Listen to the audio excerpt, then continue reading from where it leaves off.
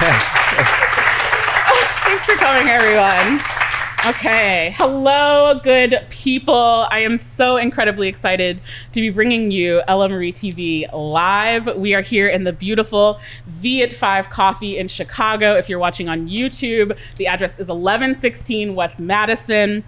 So you definitely should stop in if you're in the Chicago area or if you're visiting Chicago. They have wonderful Vietnamese coffee. Let me get a little. Let's go. Get a little sipping. I'm gonna be shaking.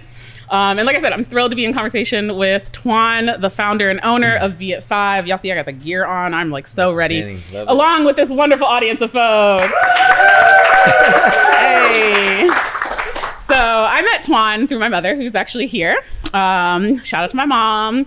And since the day I met him, I just knew he was like real, just such a real, genuine human being. And I'm so glad to have him, in my life and around. So I'm really grateful to be in conversation with him. And he is just like quickly propelled to the top of the creative community here in Chicago. So we're going to get into a little bit about the work that he's done and of course about Viet 5. There's a really great story behind it. As you see, we have the pictures and stuff like that. So we're gonna have a little chat and then we'll have a performance from The Third. Woo! Really excited. He is a Chicago rapper, poet, artist, and John Walt Foundation fellow. We do have John Walt in the room. John Walt Foundation. Hey, Nichelle. Woo!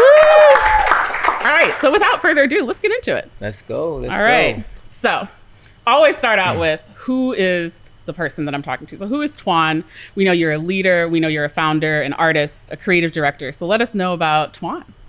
Yeah, I've always presented myself first as a Christian. Yeah. You know, it's one of the most personal things to me where I present myself. I always say I'm Tuan. I'm a Christian. Yeah. I'm also an artist. Yeah. I'm a dad, a husband. I'm an artist, like I said already. Yeah. But most importantly, I'm a friend and a community member in Chicago. Yeah. And I'm just thankful to be here. Yeah. I mean, you're really got Chicago Peace, Viet 5, Leo Burnett. Like you've been in here in Chicago, really creating community. And I think like being a Christian as well. I think that's really like a big part of your life. You're a girl dad. We love that. Let's go. Let's go. 2 beautiful daughters. Yes, girl daughters. Yeah. So tell us about, you mentioned you're an artist. Tell us about your artistry. You've done painting, creative direction. Like what does art mean to you? Art for me is everything. So it saved my life. You know, it got me through doors where I know I shouldn't even be walking through, because they see your art first before they see who you are. And that's how I've been able to have relationships with people. Yeah. And that's how I've been able to get through the doors I know wouldn't open otherwise for me. Yeah. So art is cliche to say it is everything to me. Yeah. But for me, it's been my medium of building relationships and meeting just amazing people, particularly in this city. Yeah. And what kind of art do you do? If I say like what I'm doing like right now is art is really building brands right now. Yeah. I haven't done a lot of paintings, but I'm about to in May. We're about to do it live here, so you get to see me doing my paintings. I get hype every once in a while. I'm like, I'm just getting into the zone. We want to hear it. No, and then but what I'm doing art wise right now is branding. Yep. You know, and doing a lot of concepting. And then seeing it come to life, particularly with the products in front of you right now. So it came from, a thought, right? And tied with a story. And it's really what I love to do. Yeah. I'm not really like a coffee salesman. Yeah. But I'm more just like a storyteller, right? So we share our journey, our story from Vietnam to Chicago with love, you know? Yeah. Oh, so I do a little hot. Everybody got to do the finger heart. Hey. Yeah. So it's always with love. Yeah. I think that's a really important part, right? Like you are really intentional about everything in your packaging, right? So like we'll get into this a little bit later, but like there's a lot to pay attention to on the packaging when we get into the story of Viet 5 and where it started. Tell us a little bit about your values. My values, I think because I'm getting older now, I learned to just appreciate some core values of you as a person. Yeah. Right. It's like being authentic first to like yourself. Yep. Right. It feels so great. You talking about, you're gonna mention about the article or whatever. Yeah. It feels so great when you're in a space and you can just be yourself. Yeah.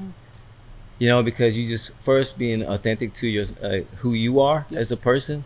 For the longest time for me, I've always tried to hide certain parts of who I am, so that the world can only see this much, so that the judgment just isn't as cruel, right? So you never really fully open up, or feel confident in the space that you're around. You know, so like for a refugee kid like myself to be at the largest ad agency in the world, actually one of the first person to embrace me is your mom. You know, I was summoned to Miss Renetta McCain's office. So I'm like, my second day, I'm like, man, I'm done. I was like already day 2, and I'm like, man, I'm done. Miss Renetta. Lo and behold. Nah, it was an embrace. You know, so instead of anything I have to be worried about, it was more of just so like assurance that you in a good space, be creative, and just do dope stuff. And she always like, I think she knew what I was like going to do in the city. So, but I never thought I'd be able to like just do what I'm doing now freely, you know? And I think that's really important. So I've been thinking a lot, and I've been talking with a lot of people in this room and a lot of people who are watching and things like that about perception and about storytelling, right? And like what sides do you show, right? So sometimes on Instagram, I'd be a potato and people are like, and I remember my mom, who you got called into her, she summoned me and she goes, Ella, why are you a potato online? Right? But people love the potato. But I do think that that's part of the authentic part, right? Showing up as yourself, right? And when you do that, you allow more people to get to know you. And from the minute I met you, I knew you were just like so authentic, so pure. You were so kind, and treated me like family. Obviously, you know, my cousin Nate and everything like that. So I think like that's naturally coming through with your values, and probably your Christian values as well, right? Like that's really important. So you're naturally a leader. I think everybody knows that. And you've shown this with your work through Chicago Peace and in supporting creatives in Chicago. So what does it mean to be a leader? Oh man. To you. You got a leader's hat on. Shout out to leaders. Yep. Shout out to leaders, there. Corey, Diego. Yep. Always plugging our friends. Listen, always. Shout them out. But what does a leader mean to me? I think there's a lot of ways for me to even think about it. Sometimes I want to say being a leader, you have to learn to be a good follower. Listen. Right? Woo, say it all the time. Like, I don't want to follow nobody, though. Right? But I know, like, in humility, I want to humble myself to a point where I'm still learning constantly. And that's what I learned mostly from my friends too, you know, because they're in the creative space. But just being mindful of what's around you. You're a constant student of the game. My professor once said, you always want to have a little fear. And I said, what do you mean? I ain't scared nothing, right? And he says, no, be scared have a little bit of fear, just enough that humbles you. You know, like when you present your work, you don't be overconfident. Like, I'm just the bomb, and my work doesn't have any room for critique. Right? So it's like my work always have room for critique. You know, so I'm not like this package, even though I have it on market. But I always love when people give me feedback. You know, I'm not defensive about it because it always gives me a little push to storytell better, to show out a little bit more. That's so important. And I think this learning how to be a follower, right? And like, it's not that you're a follower, right? That you're like only doing what somebody else says to do, but you know when to let other people lead in the space, right? So one of the examples I think of is Sherfa, right? Like, he's leading over there in Chinatown. Many of you in the room also know Sherfa because we've been like plugging him and everything like that, but you've allowed him to sort of grow as how he is, right? And let him lead. But you also could, like, if Sherfa's like, hey, I need your support, you would know how to follow him, right? So it's like, that type of thing is really important when you're a leader, and I think it naturally comes through for you. So you're doing a great job at it. Thank you. Keep it going. Only strong as the people around you. Listen, community is so important, and I'm so grateful to my community, everybody online, everybody that's here in this room. Like, y'all support me, hype me up. I really appreciate it. You've had quite the journey to where you are, and for those that don't know, it's on the table. It's also right here. Tuan was recently featured in Chicago Magazine. Can we get a little clap? I'll put the link below. If you're watching on YouTube, I will put the link to the article below. I highly recommend reading the article. It just tells more about Tuan's story. He's such an amazing person, and just hear how we got to hear it at Viet 5, right? But I want to read a quote from it that I think really beautifully describes you. So it was by Ryan J. Brown. Shout out to Ryan Brown. Shout out to Ryan Brown. Escrow, one of your proteges, and he sort of says, I'll use the word resilience. That's the key word to Tuan's whole life. At Burnett, He was resilient in how he pushed for progress. When it came to being responsible in advertising, he was never going to let anyone shoot a campaign that he knew was wrong or misrepresentative. He's going to be resilient in making sure that things are done right and exact. In 2019, Tuan partnered with Brown to start Naomi Brunette, a team within Leo Burnett aimed at ensuring that the agency's campaigns are culturally sensitive.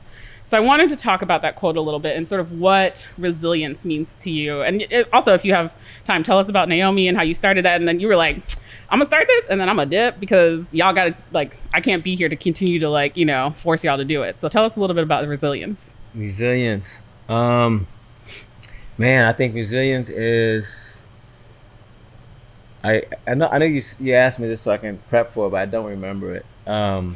But it's more so is being able to take the blows of the world and still stand on your 10 toes. Listen.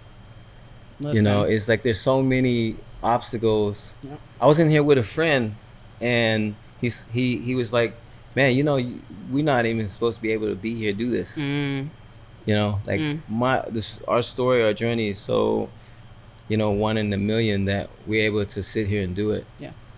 But there's so many blows I took along the way to get here. Yeah. But there's also it's who you have in your corner, you know. It's like every round you need somebody to massage your shoulders because this round is just too many swings and misses, right? But you have that ring corner, man, that get you straighten up, lather you up, get back out there, right? Yeah. So it's just like I really just think about that, about being resilient, but also appreciate, like, along the path, even though how hard it may be, that you have folks along the way to guide you and those who you embrace. Yeah. You know. Yeah. But what's the other one? Just tell us a little bit about Naomi. Yeah. Oh man, those were some of my best friends I met in life. Yeah. You know, Yeah. on this side. And I just been thankful that we were able to come up with so different backgrounds to come together with a you know, as collective group, but so have diverse thinking and thought and creativity and talent, that we came together as just a beautiful song, you know, in a way, concepting things and for brands and telling us our story in a way that's transcultural and everyone relate to, you know. And there's no tension in.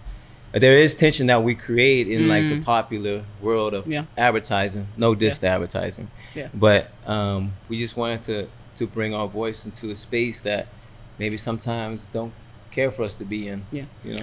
And I think for context for folks, so Leo Burnett is like one of the traditional agencies here. It's, you know, owned by a French holding company, Publicis Group.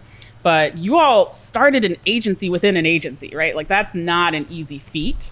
And I think that also speaks to your leadership, right? You were able to bring your community together, and y'all were all able to work together to start that. And the name Naomi comes from, I believe, Leo's wife. Is that what it was? Yeah. So just kudos to you for doing that. I know that it, you know, wasn't easy. The advertising world can be a little, you know, it can be a little tough, and I think they're getting better, but I just, you know, I think I was really impressed when that came out. And I know that I don't think any of y'all are still maybe doing Naomi, but you at least started it. And that was a really good feat. Shout out to Justina, Soup Base. And shout out to Julian too, right? And then Yima. Those are like the five. Right? Yeah. So, like the five. But I wouldn't quite say we were an agency because we didn't make any money. You started something within a really big agency. For sure we did, and that's what is having the audacity to do so. You know, and I think, but also having people giving us and the space to do so. But there's also those that don't give you that space to do so. But I'm just thankful that we have that opportunity. No, it's not going like that no more. But I know that we had an influence in some pushing the culture. You know, that's what all my podcasts are about. But I love that the collective that we have, they're so talented and gifted. We all essentially, all we want to say is we want to be seen. You know, like you just want to be seen with your work, your input, your voice, man. You know, and for me, I always had to try to speak up a little bit more because I'm kind of monotone sometimes. You know, I'm not expressive, but like sometimes you just want to have a space to voice, man, your thoughts without judgment, you know, and say, yo, I'm a creative. You hire me to be a creative. Just allow me to have the voice to speak into this. My perspective may be crazy to you, but maybe I have this idea that's not just to create something that's beautiful, but have potential for timelessness that the world will forever see. But if I'm never allowed to have the opportunity to step into a room to speak or share my thoughts, that flower may never bloom. I just be stuck in the mud, you know, with my thoughts, because there's so many barriers around the atmosphere that you can't break through. And I think like you and all the people in this room also, like y'all are all pushing the culture forward. That's what I try to do. I try to feature people on my podcast that are pushing culture, creating culture and things like that. So I think I just want to echo, like, keep pushing. Like, even if you think like, oh man, I'm not getting any traction, or like this isn't really going the way I want, like we need your story in this world, right? We need everyone's story to help us sort of move forward. And I also encourage folks to like really work together, right? So that's why I always try to bring people together and like be like, you need to know you need to know you, because y'all are both doing the same thing. Y'all can work together, right? Like that's really important to me in building community. And so I hope that, you continue to do that with Viet 5 and everything that you're doing in Chicago. Hey, dropping. She's name dropping. I'm not name dropping. No. Just saying. Oh, dropping Viet 5. Yes, of course. Viet 5. Okay. So you've done a lot to bridge the Asian and Black communities here in Chicago. So tell us a little bit about where that passion comes from and how does that work motivate you? Yeah, I haven't done anything yet, really, in the space, you know, like, but we want to. Yes. Because there's a shared humanity in all of us, particularly in this great city of ours we call home, right? And then you see these things that transpire around the world that is around us. You know, it's heartbreaking even for me. Right, but for me growing up, what people say like Black America or whatever, my perspective as an immigrant from Vietnam, but raised in government housing, my perspective might be just a little different. So when things like that happen to me, yes, I do feel the pain, because the people look like my mom, but also on the other side look like my friends. Right, and then you speak truth to that situation of things that that's a horrible situation to happen to anybody. Right? But now there's still a sense of humanity in the whole situation that we tend to forget, and you're on this side or that side. I think for me, as all God image bearers, you look at the situation. I just want to look at it just a little bit different. I'm not on any sides or whatever, or who I vote for and stuff like that. When it just come to that, I'm saying, but when you remove the noise, you think there's still people involved. There's still a sense of humanity in that. So when I talk about, you know, people say like my brand is hip hop or my brand is this, I said, no man, I'm talking Vietnamese every day up in here. You know, I was like, we're educating, we're informing, we're creating a bridge that may not ever, you know, have happened. Now, I don't want to be, you know, like have done anything just yet, because things still happen, right? But I think the beauty about culture itself is that we look at it in a shared humanity sense, you know, have this transcultural approach in our thinking, how we treat people. You know, we always look at, you know, people being separately, and then it's all these different neighborhoods. You never be able to just look at all of us as, it's like a singular approach, you know, and with Chicago Peace is the same way. You know, I may hustle coffee, but the nonprofit is just as important in connecting our community and serving our families in this great city. For sure. I went on a long tangent on that. You didn't do a tangent. No, I think like I asked because I have seen you do the work. You said you didn't do anything, but I've seen you do the work, right? And I think naturally it's coming out in the way that you're bringing your communities together, right? And so, you know, I hope that we all can learn to continue to support each other, stand up for each other. I know, you know, speaking of resilience, right? Like the pandemic and everything that's going on right now is just really, I know it's been getting to me a lot, so I'm sure it's been getting to other folks. So I hope that we can continue to protect each other in our communities, right? Like just really stand up for each other and be an ally to every community. If you see something, say something, or like take a bystander training or something like that, right? Like there's so much you can do to support our community so that we can all come together and continue to build, right? Like that's really what we want to do. So you have a lot of folks that look up to you, and we're all so proud of you. You look at me like you don't know that.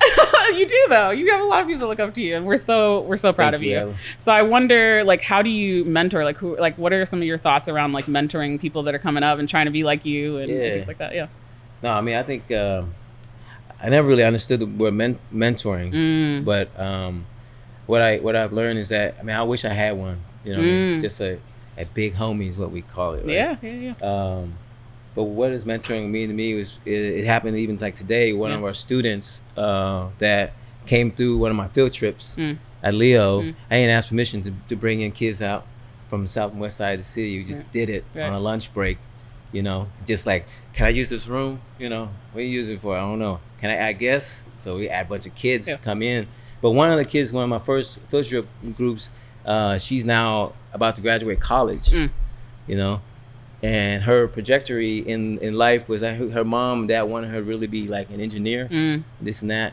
But after the field trip, she came up to me and said she wanted to be a creative, you know, she wanted to be an artist. Yeah. But then I had to go visit her parents in Pilsen to talk to them about that she wants to be an artist. Yeah. You know, so it was really cool today for her to come into the space, graduating, and you know, with a design degree. You know?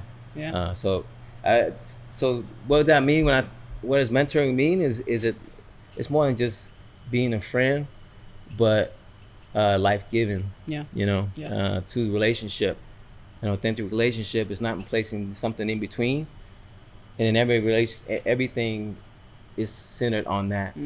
But for me, it's like I approach relationships with folks, particularly through mentoring, is that I don't place anything in between. Yeah. And I just want to be able to have an authentic friendship with that individual, that person, whoever, and then breathe life into the relationship, you know. And then you see things happen. Yeah. You know? Yeah, for sure. It's super important. I have a lot of mentors in my life that I'm really grateful to, and I've had them at different parts of my life, right? But I do think that, being a mentor and having mentors is really important. Yeah. So if you're in the creative, especially in the creative community, where I think, you know, a lot of times it can feel kind of gatekeepy or like people don't want to support the work that you're doing, but there are people out there that want to do that and want to give back, right? Like reach up, pull back, and stuff like that. So let's get into dun dun. Oh, dun dun. Viet 5. Tell us about the inspiration behind it. Right, the beans come from your family. I know they come from your family's farm in Vietnam. So we're talking like generational wealth building, like community building in Vietnam and Chicago. I know each of these has a different name and sort of like the boat. This is the boat image. So tell us a little bit about it, because I know you. Well, that's a lot about it. There's a lot. Tell us. No, I'm playing. It's not. So the coffee is inspired by our refugee journey to America. The translation of Vietnam, when you say Vietnam, is, you know, you spell, when you count 1, 2, 3, 4, 5, it's Một, Hai, Ba, Bốn, Năm. It's in the same spelling as when you say Vietnam. So it's a translation of Viet 5. So I'm repping Vietnam all the time. All the time. So through and through. On the translation, but the conceptually is that the 5 represents my 5 siblings that I have. Also reminds us my dad's 5.5 years in the communist prison camp in Vietnam after the fall of Saigon in 1975. My family and I escaped by boat on a boat 45 by 15. Real story, 55 people on board. And we spent about 5 days at sea. Prior to coming to a Malaysian oil rig, we stayed at a refugee camp in Kuala Lumpur for 5 months prior to coming to the U.S., you know. But in numerology, the number 5 means making choices that leads to change, that leads to freedom. Yeah. So that's what Viet 5 embodies, right? That's our refugee journey, our boat people story. Yeah. That's what inspires like the packaging name for each rose. You know, like Early Heaven is our medium rose, which we serve every day in here. It represents the one of the last phrases the Emperor of Vietnam described the flag before the fall of Vietnam with the 3 stripes, 3 red stripes and a yellow background, because it represents the 3 regions of Vietnam and the 3 major dialects of Vietnam, which represents our people, right, of Vietnam. So he says when we all together like that, it's like an early heaven, you know. So I find that middle ground in the medium rose, you know, to embody that, right? And then our sacred waters is, of course, in Vietnam, water is so significant that the term country is translated as nước. Nước means water, you know, and being boat people, water, of course, was really significant for us in our passage. Yep. And that's why I say it's sacred. Yeah. Sacred waters. And of course, people on boats. I just want to remind that this is a boat people journey. Yeah. Without that, we might not even be here. So that's in my branding, it's in my storytelling, it's in my coffee. I say it's 1975. So people are like, dang man, you old, right? But I'm like, no, my brain's not that old. But I say it's established in 1975 because after the fall of Saigon in 1975, my family was taken out of the city into the central highlands of Vietnam to rebuild. They put you in a rural mountainous area, but fortunately and unfortunately, but because of French colonization, they left the coffee bean. And also as farmers, they began to grow and harvest the coffee. But it's not until 2019 when I went back to Vietnam for the first time. I left when I was 3 years old, but I was able to go back in Vietnam and visit, and that's when I learned this whole thing, and see that's planted so far away. Yeah. Now Chicago. Now sprouts right here in the city of Chicago. Hey, and it tastes so good, y'all. So, let me take a sip real quick. So I'm excited about that, Yeah. Enough to quit my job. Listen, also that, right? Like that is taking a really big risk. Oh man, yeah. In doing this, right? Yeah. But I think, as you've seen in your life, the return on investment will be great. And we definitely gonna keep supporting and things like that. Before I go to my almost last question, I have one request. I'd love for you to sign my magazine. Oh man. Okay. Maybe you can sign on this side because I don't want the thing to bleed through to the article. But Dang. love to have you sign it right now in front of everyone. All right. Dang. We need that signature. You know what I'm saying? I'm gonna.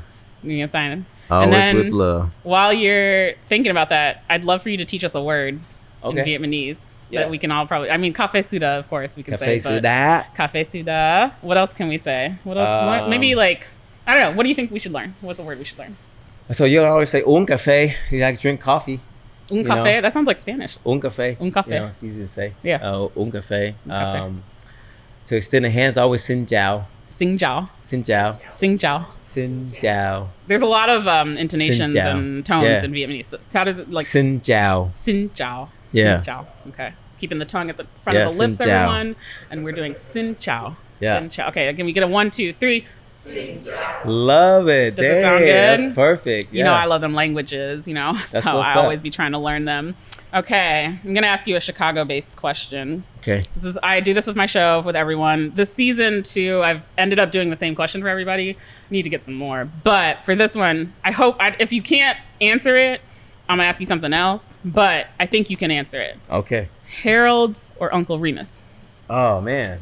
And for everybody that don't know, Harold's is chicken in Chicago. Uncle Remus is chicken in Chicago. Yeah. Fried chicken. There's some hot debate. See, you're right. It's a this or that, and it's not related to anything we've talked about. It's on the spot. I mean, I think for me, I've heard of Harold's when I wasn't in Chicago, That's fair. And then storytelling is important. Yeah, and then coming here, I got to meet a couple owners of Harold's. See, okay, we got that. We gonna get some Harold's with VF5 maybe. So I I think if I have to pick, I would say Harold's. That's fair. That's fair. I know we got some West Side folks in here. Yeah. So I know Uncle Remus. Shout out to y'all too, but Harold's Uncle wins Remus, out. yeah. I think I'm also a Harold's family. So that's what's up. That's what's up. It's just that mild sauce, right? Like y'all know what I'm talking about. It's just like something in it. That's a good one. Yeah. It's a this or that question. Tuan, thank you so much for joining me today. Thank you. I know a lot of folks have probably learned about your story and will continue to learn from you as you share about Vietnamese culture and coffee. I hope y'all come back, get your coffee fix. I know I'm gonna be up to at least 2 a.m. today, and continue to bridge gaps and share your story with us. Just so you all know, we'll be donating a portion of the ticket sales to both the Chicago Peace and John Walt Foundation. That was y'all. But thanks for buying a ticket, because that is what that is going towards. So I'll put the link below for both of those organizations for folks watching on YouTube as well, if they're interested in donating. 2 really great organizations helping out youth in Chicago. Sure. I personally was president of John Walt Foundation for a while, and so it's really near and dear to my heart. So I definitely want to support y'all and Chicago Peace, what y'all are doing as well.